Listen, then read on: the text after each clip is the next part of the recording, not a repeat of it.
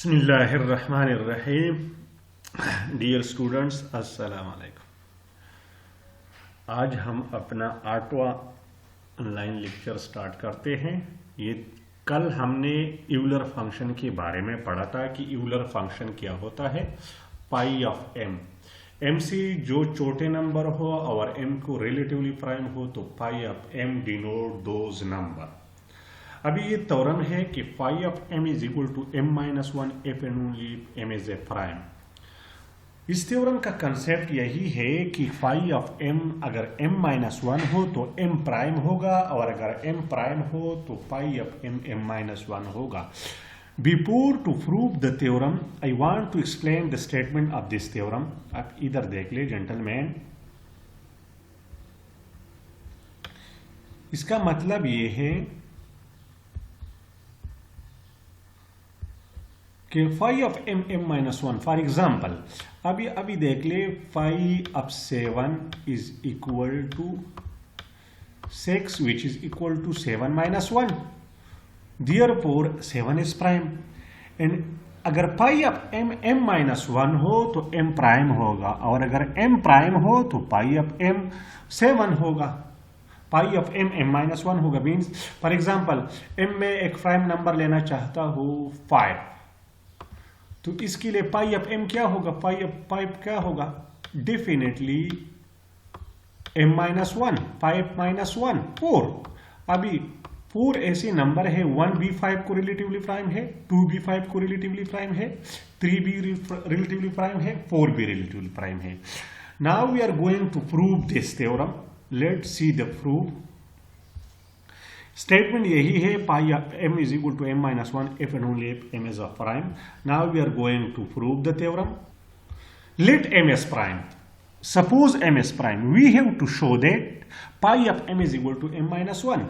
अगर M prime है, for example m 7 है, एम 11 है, देन जो इंटीजर होगा लेस देन और इक्वल टू एम, उसका कोई common factor with m except m itself, means इसका कोई कॉमन डिवाइजर कॉमन फैक्टर नहीं होगा। If m is prime then any integer less than और equal to m has no common factor with m except m itself and hence pi of m is equal to m minus 1। इसका मतलब ये है, अभी देख लीजिए,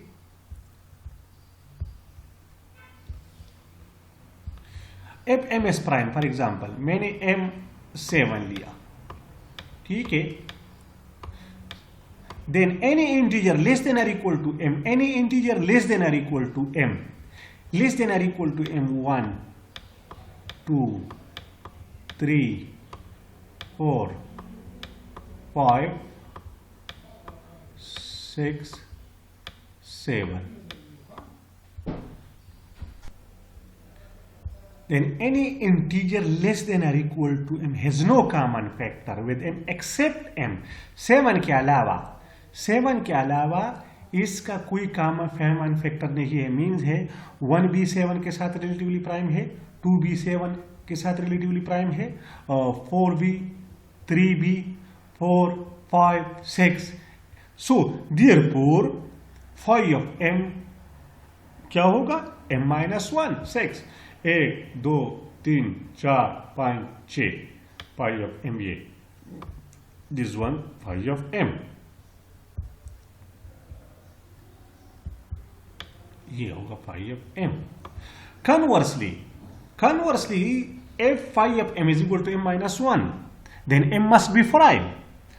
अगर phi of m m minus 1 हो फिर एम प्राइम होगा।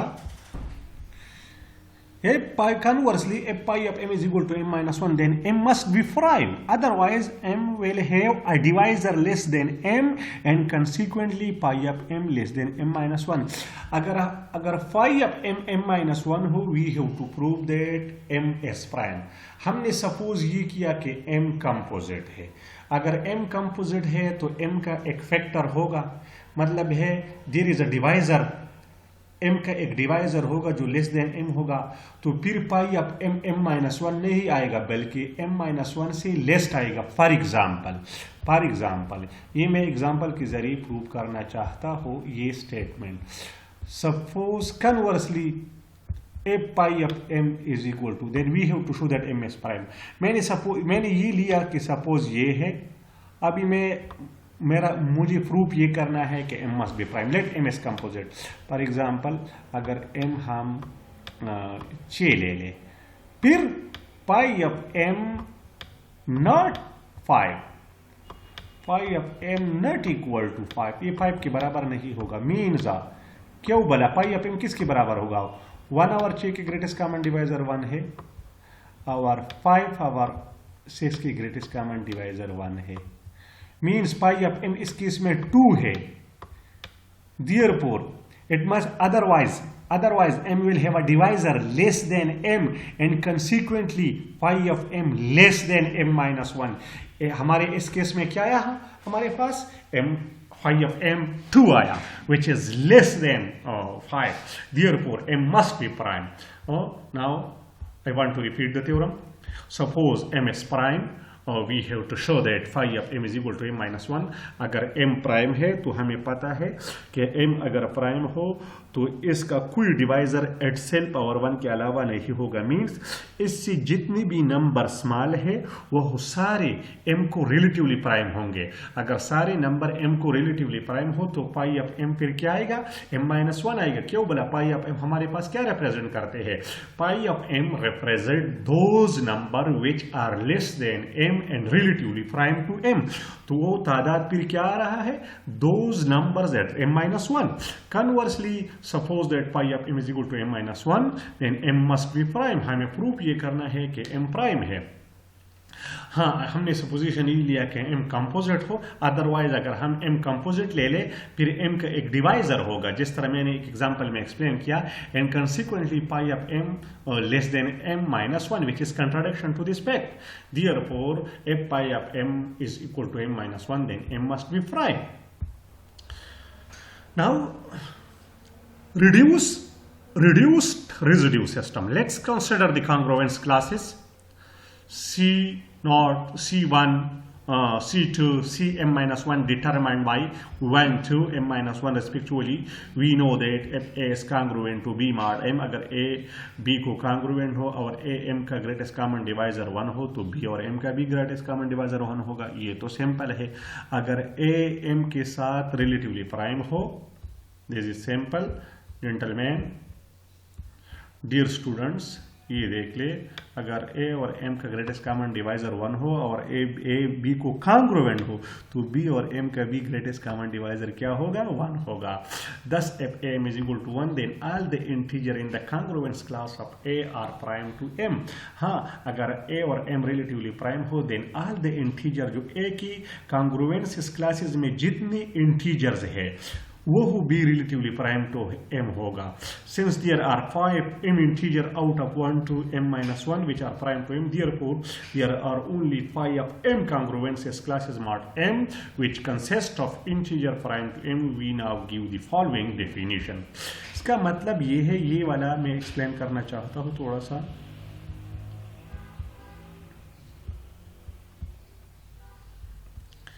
Then all the integer in the congruence class of a, for example 1 7 को रिलेटिवली प्राइम है. अभी 1 की क्लास में जो होगा, 1 की क्लास में 8 है तो 8 और 7 का भी ग्रेटेस्ट कॉमन डिवाइजर 1 होगा. दूसरा क्या है?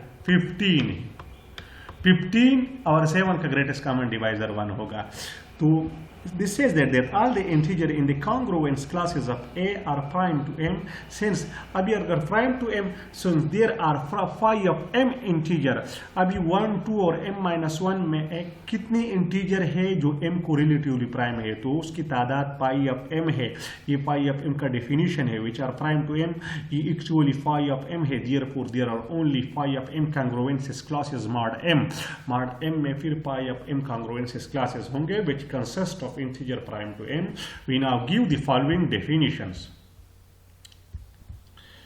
If a1, a2, a3, a pi of m are the representative of the congruences classes consisting of the integer prime to m, अगर a1, a2, a pi of m are the representative of the congruence classes, अगर ये congruences classes की representative है हर एक class में कौन सी integer है, consisting of integer prime to m, वो ही integer for example A1 class में वही इंटीजर्स है जो m को रिलेटिवली प्राइम हो, A2 में वही इंटीजर्स है जो m को रिलेटिवली प्राइम हो।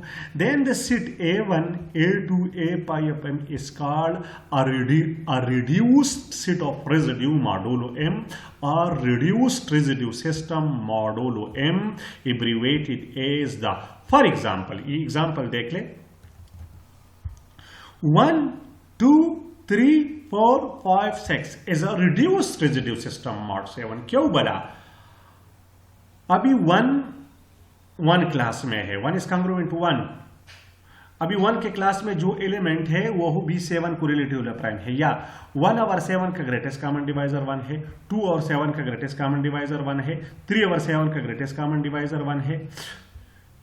सी द नेक्स्ट एग्जाम्पल, ये कितने इनसे है, 1 2 3 4 5 6, दीज आर, ये वाला ये 6 जो है ये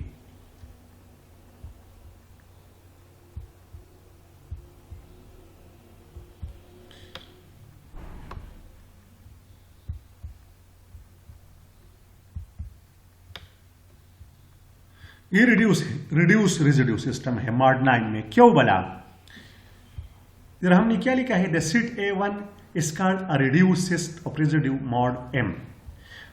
1 over 9 का ग्रेटेस्ट कॉमन डिवाइजर क्या है, 1 है। -2 9 में किसको कॉन्ग्रुएंट है, 7 को। 7 और 9 का ग्रेटेस्ट कॉमन डिवाइजर 1 है। अभी 3 इसमें शामिल नहीं है, क्यों बोला? 3 और 9 का ग्रेटेस्ट कॉमन डिवाइजर 1 नहीं है। 4 इसमें शामिल है, 4 over 9 का ग्रेटेस्ट कॉमन डिवाइजर 1 है। 5 over 9 का ग्रेटेस्ट कॉमन डिवाइजर 1 है। अभी 17 किसको कॉन्ग्रुएंट है मॉड 9 में, 17 इस कॉन्ग्रुएंट टू, ये 1 किसको कॉन्ग्रुएंट है मॉड 9 में, इस मॉड 1 ए मॉड 1 को। -2 किसको कॉन्ग्रुएंट है, 7 को, ये अभी क्लियर है 7। ये 4 को कॉन्ग्रुएंट है, ये 5 को कॉन्ग्रुएंट है। अभी 17 किसको कॉन्ग्रुएंट है, 17 मॉड 9 में 8 को कॉन्ग्रुएंट है ना। 17 - 8 क्या रहा है, सॉरी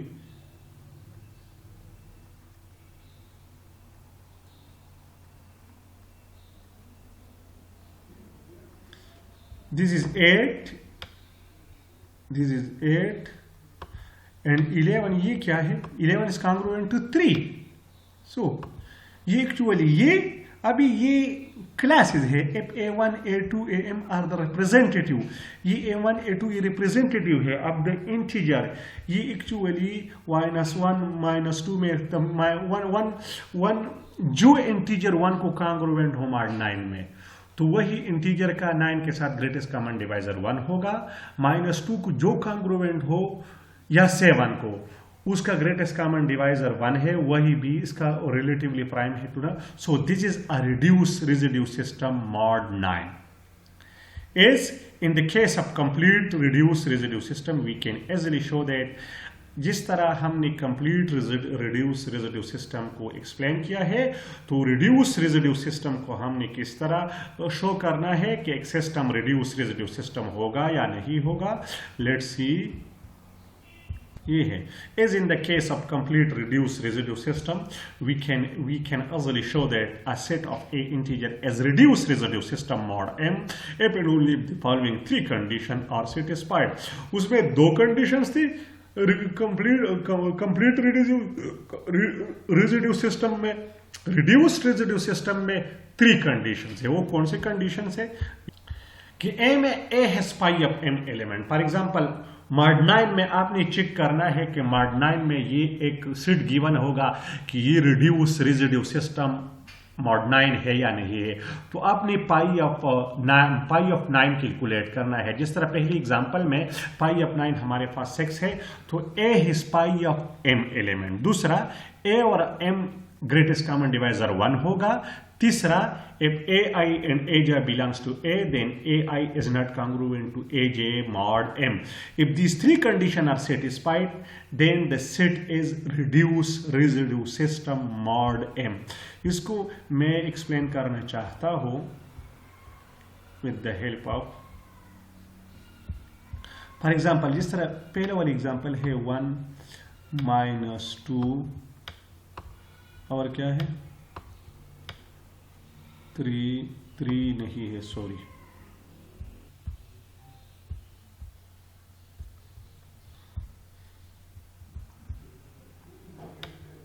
1 -2।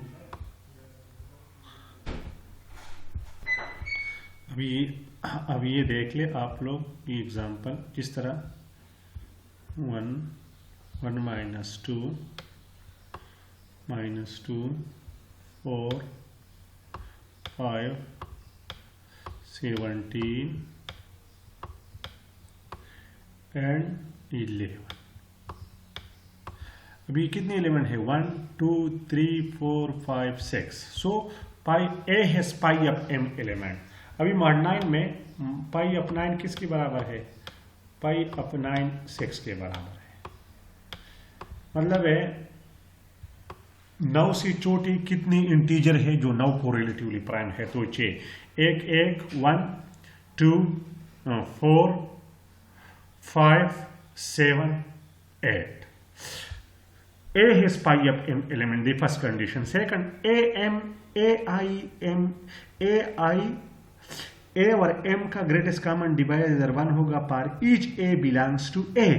अभी मतलब 1 और 9 का ग्रेटेस्ट कॉमन डिवाइजर 1 है, -2 9 का ग्रेटेस्ट कॉमन डिवाइजर 1 है, 4 9 का ग्रेटेस्ट कॉमन डिवाइजर 1 है, 5 9 का ग्रेटेस्ट कॉमन डिवाइजर 1 है, 17 9 का ग्रेटेस्ट कॉमन डिवाइजर 1 है, 11 और 9 का ग्रेटेस्ट कॉमन डिवाइजर 1 है। तीसरा, if AI है, AI and AJ belongs to J, A and AI not equal to J, then AI not congruent to AJ mod M means mod M में कोई दो distinct elements वो हो incongruent हो गए। अभी ये जो है 1 से लेकर ये 1 -2 4 5 17 11 इसमें कोई भी दो एलिमेंट एक दूसरे को कॉन्ग्रुएंट नहीं है मॉड 9 में।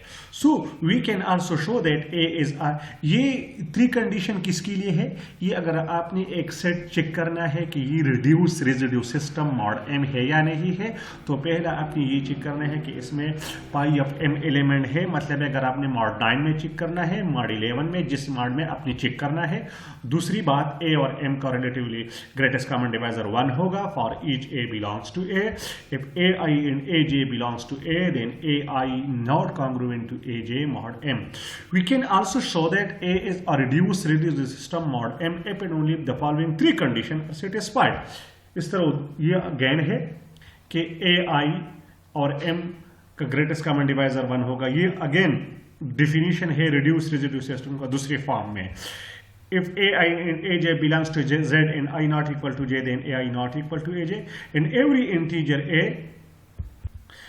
integer A which is prime to M is congruent to one of the integer of A. Means एक सेट A होगा। हमने ये सेट A चेक करना है कि ये reduce residue system mod M है या नहीं है। तो उस सेट A में हमने हर एक एलिमेंट को चेक करना है कि M के साथ अपने किसी मॉड में चेक करना है कि ये M के साथ इसका ग्रेटेस्ट कॉमन डिवाइजर 1 है। अगर हर एक एलिमेंट का ग्रेटेस्ट कॉमन डिवाइजर M के साथ 1 था तो पहला कंडीशन होल्ड। दूसरा, अगर आप कोई दो डिस्टिंक्ट एलिमेंट उठाइए सेट A से तो वो इनकॉन्ग्रुएंट होंगे। तीसरा, ये एवरी इंटीजर A, ये A है पाई ऑफ M एलिमेंट, ये दूसरा है एवरी इंटीजर A। जो भी इंटीजर होगा अगर वो हो मॉड M को प्राइम हो तो is congruent to one of the integer of A, तो सेट A के एक एलिमेंट को कॉन्ग्रुएंट होगा।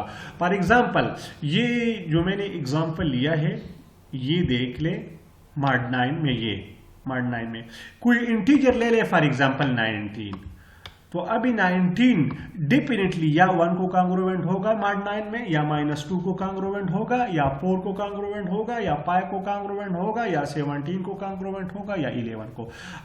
अभी देख ले। So 19 is congruent to 1 every integer A which is prime to M। ये क्यों, ये किसको प्राइम है,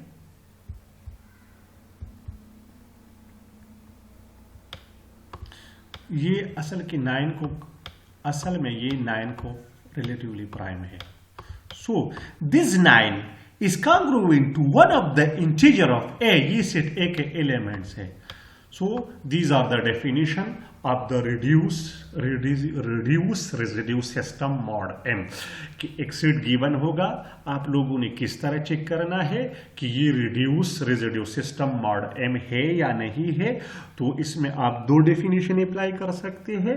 किसी मॉड में गिवन होगा, आपने ये चेक करना है कि अगर इसमें ये थ्री प्रॉपर्टीज या ये three properties, if these three properties or these three properties are satisfied, then the set is called reduce residue system mod m. Now we are going to prove the theorem 4.10. Theorem 4.10 है, if a1 a2 a pipe m is a reduce residue system mod m and a और m का greatest common divisor 1 हो, then a1 a2 a pi of m is also a reduced residue system mod m. कि अगर a1 a2 a pi m अगर reduced residue system mod m है, a और m का greatest common divisor 1 हो, तो अगर a में हर एक क्लासेस के साथ मल्टीप्लाई करो, फिर ये वाला सिस्टम जो है ये होगा, ये भी reduce residue system mod m होगा. Now we are going to prove this theorem. हमने ये चेक करना है, एक्चुअली हमने ये चेक करना है कि ये reduce residue system mod m है या नहीं है. पहले हमने ये देखना है कि इसमें वो थ्री प्रॉपर्टीज होल्ड होते हैं या नहीं. We note that the set a1 ये a है, a1 a2 a pi of m satisfy the following three properties. a has pi of m element, इसमें pi of m element है. क्यों बोला? क्योंकि इसमें कितने एलिमेंट है, a1 a2 a pi of m, इसमें pi of m एलिमेंट है. सो अभी हमने a मल्टीप्लाई किया हर एक एलिमेंट के साथ, so it will not affect the number of the elements. So a has pi of m element. Second, ये given है कि a और m का ग्रेटेस्ट कॉमन डिवाइजर 1 है. a और m का ग्रेटेस्ट कॉमन डिवाइजर 1 है, and ai and m is 1 for I is equal to 1 2 3 pi of m. अभी जो एलिमेंट जो ai for I is equal to 1 2 3 pi of m, जो number m को relatively prime हो तो उसका भी m के साथ ग्रेटेस्ट कॉमन डिवाइजर 1 होगा. I think, I am not sure, but I think this is ai and m, not n. I think there is a mistake. You clarify this, but I think this is m. I think this is m. Since am is equal to 1 and ai and m is equal to 1 for I 1 2 5 of m, जो m को relatively prime हो. Therefore ai अगर a m के साथ भी greatest common divisor 1 है और ai का भी m के साथ ग्रेटेस्ट कॉमन डिवाइजर 1 है, तो फिर ai को अगर हम मल्टीप्लाई करें ai एंड m का ग्रेटेस्ट कॉमन डिवाइजर 1 होगा. ये समझ में आया? Since am is equal to 1, ये गिवन है, and ai and m for I for a1 a2 a3 a pi of m, ये m को रिलेटिवली प्राइम है ना, ये a1 a2 a pi of m, those element which are relatively prime to m, so उसके m के साथ भी greatest common divisor 1 होगा. अभी अगर हम इन दोनों को मल्टीप्लाई कर ले, ai और m के साथ इसका ग्रेटेस्ट कॉमन डिवाइजर 1 होगा, और I is equal to 1 2 3 pi of m. Hence all the integer of a are prime to m. ये दूसरा कंडीशन सेटिस्फाइड हो गया. all the conditions, all the integers of a are prime to m. तीसरा c, suppose that ai is congruent to aaj mod m, then since ए और M का greatest common divisor 1 है, सो अगर ए और एम का greatest common divisor 1 हो, from this equation we can write this.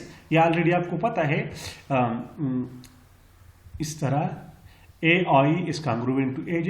This is a contradiction. This is a contradiction because the integer a1, a2, a pi m are n-congruent modulo m, क्योंकि ये theorem में given है। Thus all the integers of A are n-congruent and hence which prove the required results. The following theorem will help us in finding a formula for phi of m. The function phi of n is multiplicative.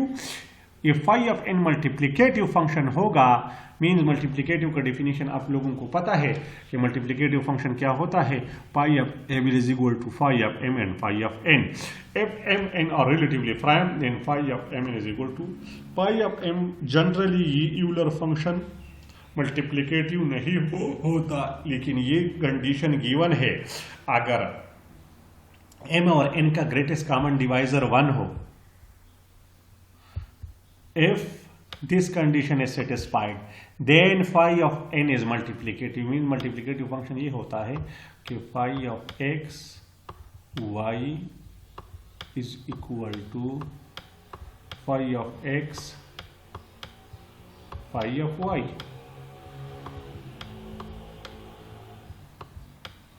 So this Euler function is multiplicative if m n का greatest common divisor 1 के बराबर हो।